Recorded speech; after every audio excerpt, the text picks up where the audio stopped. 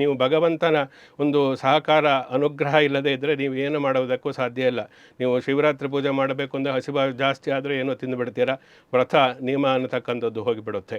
ಜಾಗರಣೆ ಮಾಡಲಿಕ್ಕೆ ಹೋದಾಗ ದೇವರ ಅನುಗ್ರಹ ಇಲ್ಲದೇ ಇದ್ದರೆ ನಿದ್ದೆ ಬಂದರೂ ಕೂಡ ನೀವು ಏನು ಮಾಡುವುದಕ್ಕೆ ಸಾಧ್ಯ ಇಲ್ಲ. ಪೂಜೆಯನ್ನು ಮಾಡಬೇಕಾದರೆ ಏನಾದರೂ ತೊಂದರೆಗಳು ಬರ್ಬೋದು, ಯಾವುದೇ ಮಾನಸಿಕವಾದಂತಹ ಒಂದು ಏಕಾಗ್ರತೆ ಅನ್ನತಕ್ಕಂಥ ಇಲ್ಲದೆ ಇವೆಲ್ಲ ಬರಬೇಕು ಅಂದರೆ ಅಥವಾ ಇರಬೇಕು ಅಂದರೆ ಭಗವಂತನ ಅನುಗ್ರಹ ತುಂಬ ಮುಖ್ಯ.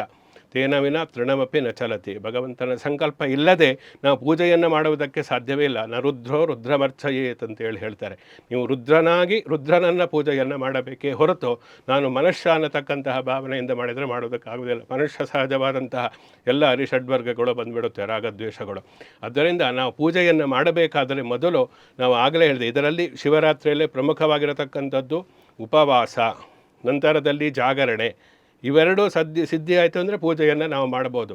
ಉಪವಾಸ ಯಾಕೆ ಮಾಡ್ತಾರೆ ಅಂದರೆ ನೀವು ಪೂಜೆ ಮಾಡೋದಕ್ಕೆ ಪೂರ್ವ ತಯಾರಿ. ನೀವು ಉಪವಾಸ ಆಹಾರ ಏನಾದರೂ ಹೊಟ್ಟೆ ತುಂಬ ತಿಂದರೆ ನಿದ್ದೆ ಬಂದೇ ಬರುತ್ತೆ ಸಹಜವಾಗಿ. ಆದ್ದರಿಂದ ನಿರಾಹಾರವಾಗಿ ಇದ್ದು ಆದಷ್ಟು ಕಡಿಮೆ ಆಹಾರ ತೆಗೆದುಕೊಳ್ಳೇಬಾರ್ದು. ನಿಟ್ಟುಪವಾಸ ಆಗದೇ ಇರತಕ್ಕಂಥವ್ರು ಅಶಕ್ತರು ಕಡಿಮೆ ಆಹಾರವನ್ನು ತೆಗೆದುಕೊಂಡು ಪೂಜೆಯನ್ನು ಮಾಡಬೇಕು. ಪೂಜೆಯನ್ನು ಮಾಡುವುದಕ್ಕೆ ಉಪವಾಸ ಅನ್ನತಕ್ಕಂಥದ್ದು ಪೂರ್ವ ತಯಾರಿಯೇ ಹೊರತು ಉಪವಾಸವೇ ಪೂಜೆ ಅಲ್ಲ. ಆದ್ದರಿಂದ ಆ ಸಮಯದಲ್ಲಿ ನಾವು ಪೂಜೆಯನ್ನು ಮಾಡುವುದಕ್ಕೆ ಪ್ರಮುಖವಾಗಿ ಪ್ರದೋಷ ಕಾಲದಿಂದ 6 ಗಂಟೆಯಿಂದಲೇ ಶಿವರಾತ್ರಿಯ ಪೂಜೆಯನ್ನು ನಾವು ಮಾಡಬೇಕಾಗುತ್ತೆ.